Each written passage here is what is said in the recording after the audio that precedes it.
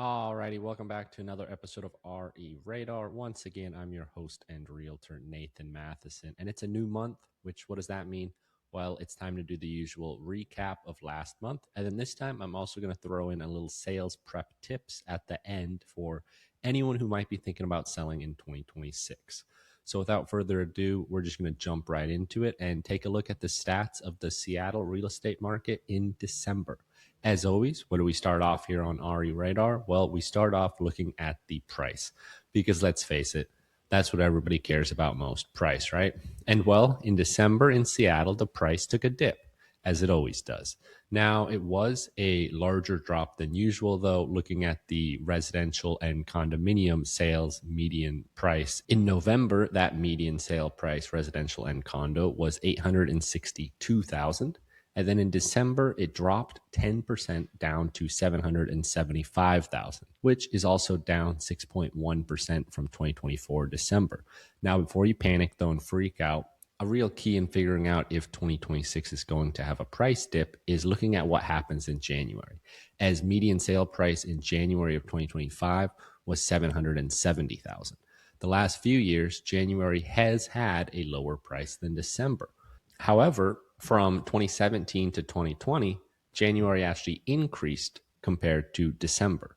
So people have been saying that now that we're getting out of the COVID era market, we're going to be getting back into that pre-COVID real estate market, the more normal traditional market here in Seattle.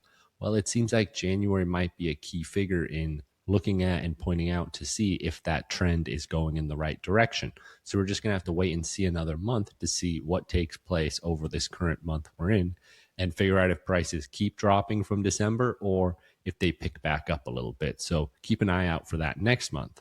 Now, also of note, if I do just highlight residential and don't have condos in it, median price for December was $890,000.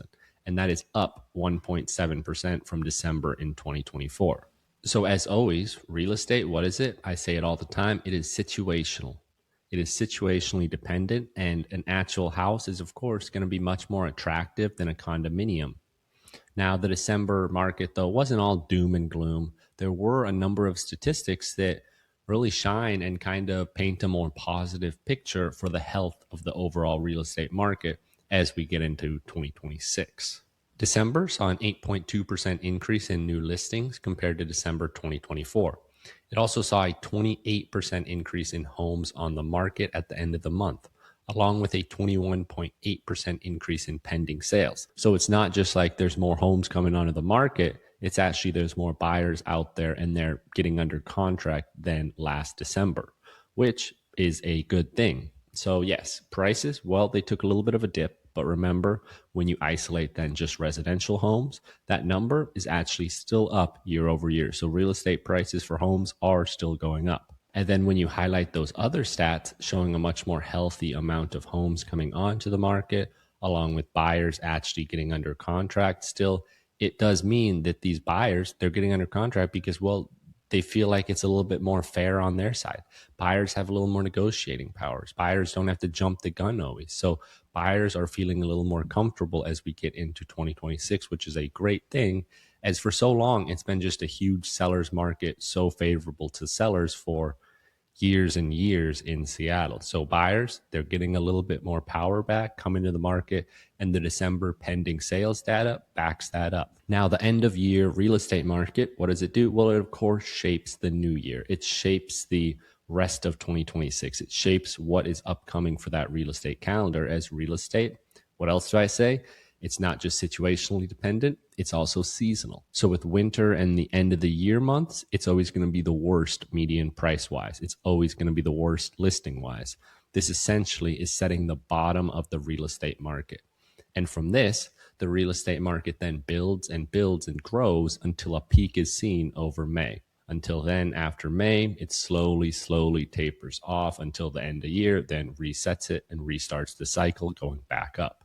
So it's always a cyclical cycle, just going in circles right there. So having that listing data and the homes under contract being better than the previous year is a great sign for the rest of 2026 being better than its counterpart in 2025. So that is good news right there as we get into the new year. Now, transitioning out of the market recap, it is time to touch on what I recommend people to do if you're thinking about selling your home in 2026. So if you want to sell, then it's going to take some time.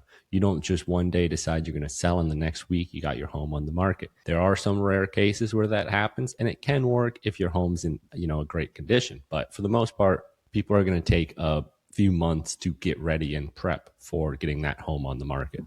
So here is going to be a quick little rundown of what my best tips and practices are for you if you are thinking about selling in the next year. And following these tips and tricks right here can often lead to you having that smoothest, best possible selling experience, which, well, I'm guessing everyone wants that. First, what I would say is you kind of need to switch that mindset. When you're looking to sell your home, you want it to be the best. You want it to be able to appeal to the most broad audience. So how do you do that? Well, you're going to want to start looking at it like it's not yours, like you're a buyer. Flip that mindset from owner to buyer, because when you are in that mindset of being a buyer, then you can start the process of identifying those key strengths and key weaknesses as well in your own home. And when you identify a weakness, think like a buyer. How would you fix that situation? What would you do to mediate that issue or flip it into a positive? You don't want weaknesses, you want positives and strengths. And then, of course, when you do identify a strength of your home, you're going to want to figure out, okay, how can I highlight it? How can I make it more noticeable and clear? And so when a buyer comes into my home, they're instantly going to see that strength as well, because that, of course, would then make it so they're more likely to buy the home. If you get in there and you're instantly seeing all these positive aspects, a buyer is going to be happy and like it and maybe buy it. So let's look at a couple of examples for this. Let's say you're walking around your home and you notice that it's just always dark. It's dark in every room you go into. There's just not good lighting throughout your house. Well, that's clearly going to be a big weakness, because as well, people love a bright, welcoming home.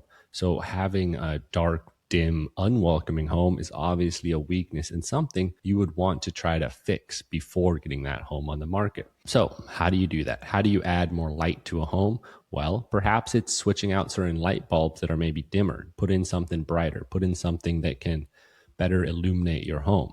Or maybe you swap out a few old school light fixtures for more modern ones that perhaps are able to shine and spread the light a little better throughout your home.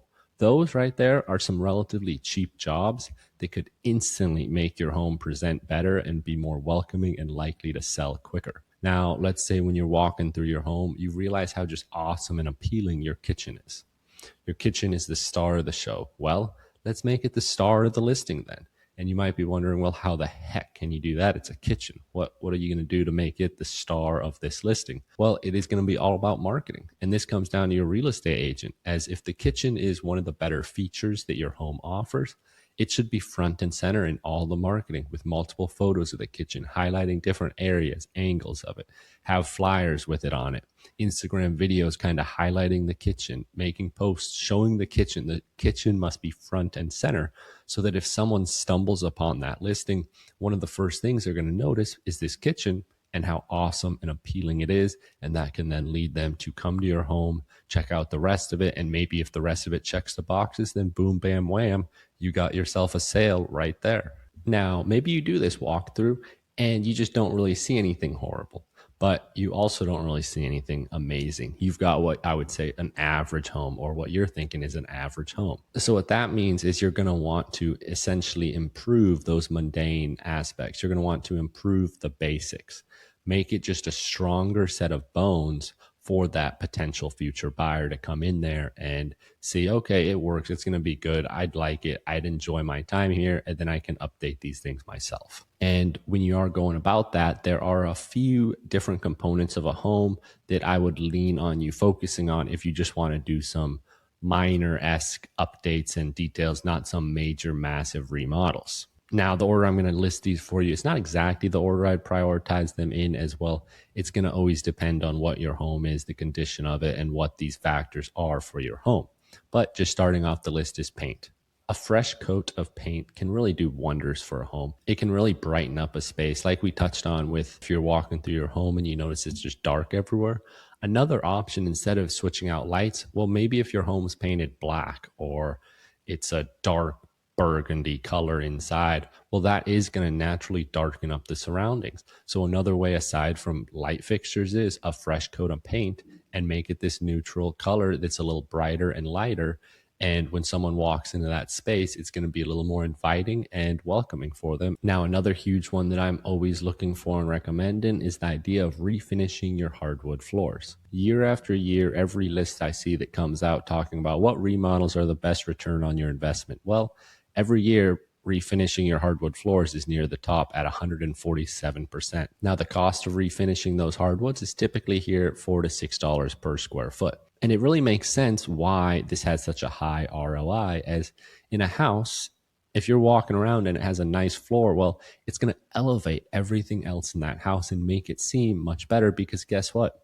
Everywhere you're standing in that home, every corner you turn with that floor, it's going to be in sight. It's in your vision. So you're almost always seeing the floor. And so if you're walking around and this floor is beat up, scratched up everywhere, you're kind of going to have a bad impression throughout the home. Versus if you're walking around and everywhere you see this floor is just glistening, bright, nice, looks clean, looks almost brand new, then you're going to have a better overall impression of that house. And that's kind of the same case and reasoning behind the fresh coat of paint. As what are you always doing when you're walking through the home? You're always seeing the walls and the paint. You're always seeing that. So if you're walking through the home and the paint's scratched up, dim, bad, just doesn't look like good quality, dirty, old, then the home, that's the impression of the home: dirty, old, nasty. Versus if it's a fresh coat of paint, light, boom, you're going to walk through the place and it's just going to be nice, inviting throughout your whole time, especially with the floors. You combine that, everyone's seeing something that's nice and new. Now, another piece of advice I'm giving sellers is to start the process of decluttering early. You're going to need to get rid of a lot of stuff likely, especially if you've lived in that home for 10 plus years. It is going to be a lot of work emptying out your house. But if you do want to sell your home for top dollar and quickest, the best move is always going to be remove all your personal belongings, everything you got, hire a stager to bring in furniture, artwork, and have this person essentially come into your home and curate it, design it, interior design, exterior as well, for it to be the most appealing to the most broad range of audience right there. That's what a stager is going to do. They're going to come in there and highlight your best features and make the home appeal to a great audience. And you can give this a Google and you will find countless surveys and data sets that show how a home that is staged is going to sell much quicker and for a higher price than a home that is not staged. So staging really is another key aspect in getting that home ready to list. And really, those are kind of the starting points for what I'm first going to be recommending to a majority of sellers. Those are the general fixes that can instantly lead to an increase in value in your home with a little less work or less commitment than, say, a full kitchen remodel or full bathroom remodel. Now, don't get me wrong. Sometimes those can be beneficial and those could be needed in some cases, but also remember this: it might be best at times to save some of your money and not do a $20,000 bathroom remodel or a $50,000 kitchen remodel, and just price it according to with this older bathroom or older kitchen. As again, maybe you do a bathroom remodel and a kitchen remodel and it's this brand new kitchen, brand new bathroom, but it might not be the style this certain buyer was looking for. So had you not done that remodel, kept it in a slightly lower price range, then you might have a wider audience of buyers coming to look at it because they understand, yes, the kitchen and bathroom, okay, it might need some work, but at this price, I'm comfortable with buying it, and then I can remodel it and do the work that I want in my style. So yes, kitchen and bathroom remodels, they can be great. They can add value to your home. But again, sometimes if you don't want to, or maybe you don't have the money, don't worry about listing a home with a little bit of an unupdated kitchen or an unupdated bathroom. Just remember, you're going to want to price that right, because it's always going to be a balancing act of doing some work to improve your home, but also not doing so much that it's then going to pigeonhole your home into a listing where it's only a very few amount of clients would be looking for it. You want as wide range of clients as possible. So those right there are all things that you should take note of when you are thinking of selling. And as always, if you do have a personal question or want some assistance on a specific situation you're dealing with, I'm always happy to chat through those situations. So feel free to reach out to me and I'm happy to help. But until then, This is all the time I've got for y'all today. So thank you for listening. Thank you for watching. I'm Nathan Matheson. Peace.